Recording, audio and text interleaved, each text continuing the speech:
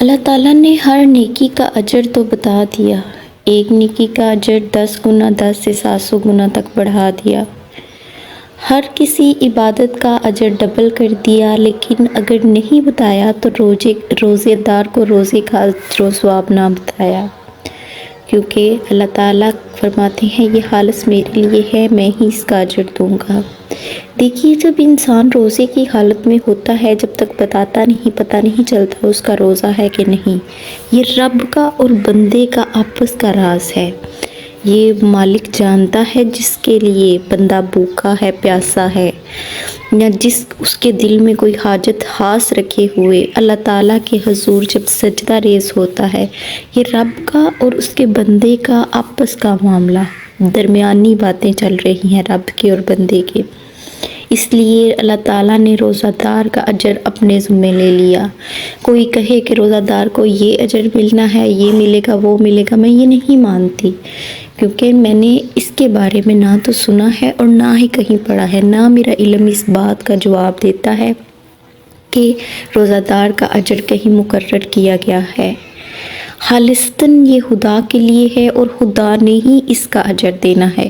دیکھیے فرمان مصطفیٰ صلی اللہ علیہ وآلہ وسلم کے مطابق ہر نیکی کا اجر 1 سے 10 گنا 10 سے 700 گنا بڑھا دیا جاتا ہے۔ کیا کہیں آپ نے سنا ہے حدیث نبوی میں کہ روزہ دار کا یہ ثواب ہے، اجر و ثواب ہے؟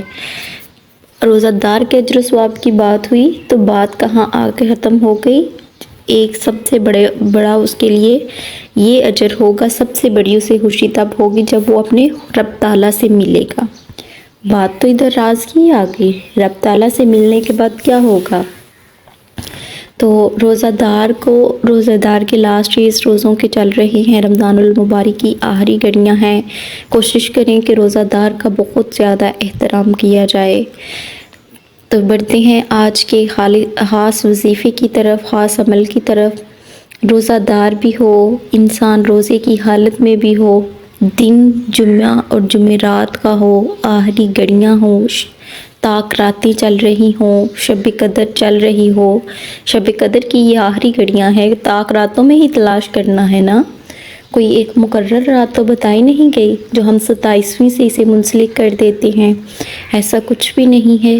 اللہ تعالیٰ ہی راز جانتے ہیں کہ وہ تاک رات کون سی ہے۔ ہو سکتا ہے جو آج کی رات ہے وہ والی تاک رات ہی ہو جسے اللہ تعالیٰ نے تلاش کرنے کا بولا۔ جمعرات کے دن میں وہی ایک مختصر سا وظیفہ بتاؤں گی آپ کو، اپنی حاجات کو پورا کروا لیجئے، ان خاص گھڑیوں میں، ان خاص وقت میں خاص عمل کر لیجئے۔ کرنا صرف آپ نے یہ ہے کہ آپ نے اول و آخر درود پاک کے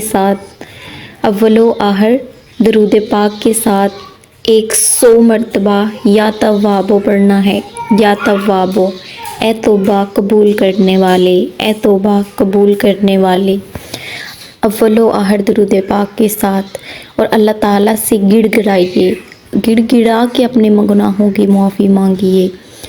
تاک راتوں کے نوافل تو علیحدہ بتائے جاتے ہیں، لیکن یہ جو خاص عمل ہے یہ آپ نماز مغرب کے بعد سے لے کے نماز فجر تک کر سکتی ہیں، جمعرات اور جمعہ کی درمیانی شب کو، جب آپ کا جی چاہے آپ کر لیں۔ صرف 100 مرتبہ آپ نے ہاتھوں کی انگلیوں پہ گن کے پڑھ لیجئے، اول و آخر درود ابراہیمی پڑھ لیجئے، اور ساتھ پھونک مار کے ہاتھوں پہ پھونک مار کے چہرے پہ ماریے، اور اللہ تعالیٰ سے گڑ گڑا کے اپنے گناہوں کی معافی مانگیے، اور وہ حاجت مانگیے جو ابھی تک آپ کی پوری نہیں ہوئی۔